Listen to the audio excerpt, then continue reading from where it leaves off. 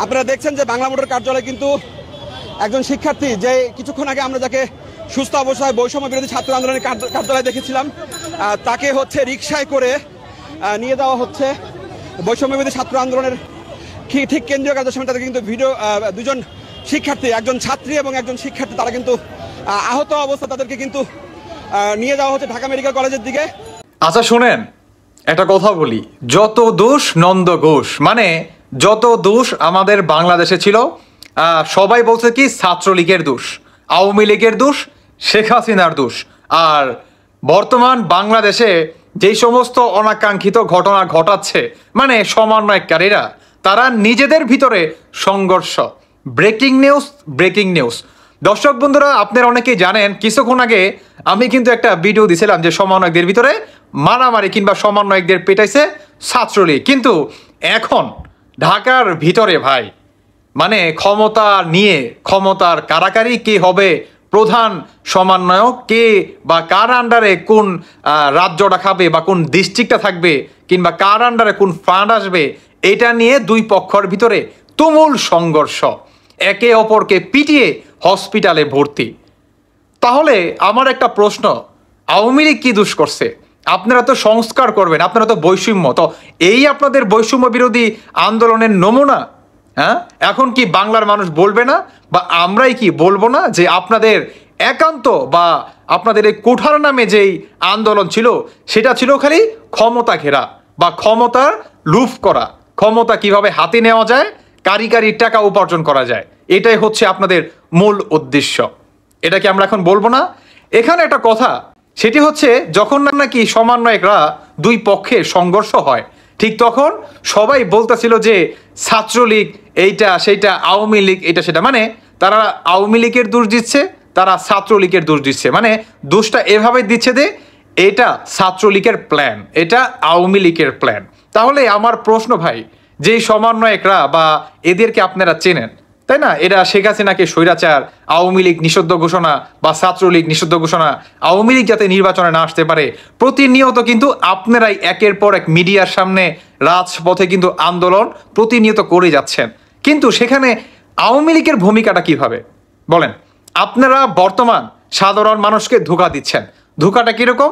যে এখানে আপনারা বলতেছেন যে এটা ছাত্রলীগের একটা চাল, এখানে আওয়ামী লীগের একটা চাল, মানে সাধারণ মানুষকে আপনারা এটাই বোঝাতে যাচ্ছেন যে আপনাদের ভিতরে এখন পর্যন্ত বৈষম্যটা আছে। এটা সাধারণ মানুষকে আপনারা বোঝাচ্ছেন যাতে সাধারণ মানুষ আপনাদের প্রতি অসন্তুষ্ট না হয়, বা সামনে যে আপনারা ইলেকশন করতে চান বা ক্ষমতায় বসতে চান বা নির্বাচনে অংশগ্রহণ করতে চান, যাতে আপনারা জনগণের ম্যান্ডেট কালেক্ট করতে পারেন, জনগণের বাহবা পান বা জনগণের ভোট পান, এটার জন্যই আপনারা কি আওয়ামী লীগের উপরে সমস্ত দায়ভার চাপিয়ে দিচ্ছেন যে আমাদের ভিতরে কোনো দ্বিধাদ্বন্দ্বতা নাই, আমরা এখন পর্যন্ত একত্রে আসি বা থাকবো ইনশাল্লাহ। আপনারা বর্তমান এটাই বোঝাতে চাচ্ছেন।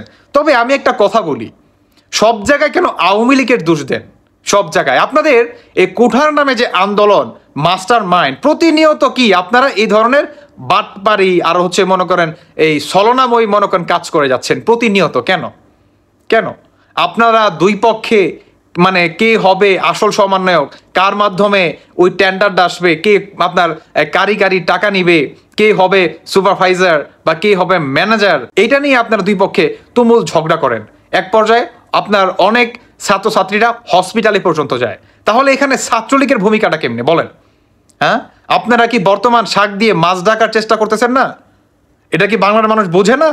আপনারা তো বর্তমান শাক দিয়ে মাছ ঢাকার চেষ্টা করতেছেন রে ভাই।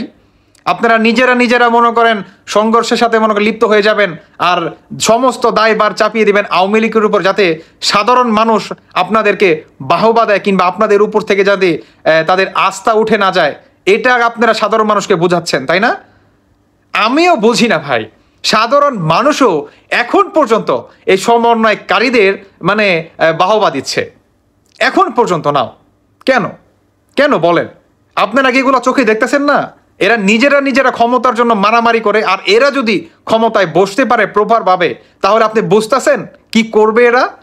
এরা বর্তমান আপনার পড়াশোনা যাচ্ছে না, স্কুল কলেজ মাদ্রাসা যে যেখানে পড়াশোনা করে তারা কোনো প্রতিষ্ঠানেই তারা ফিরে যাচ্ছে না। কেন যাচ্ছে না? এটা কি বাংলার মানুষ বুঝে না?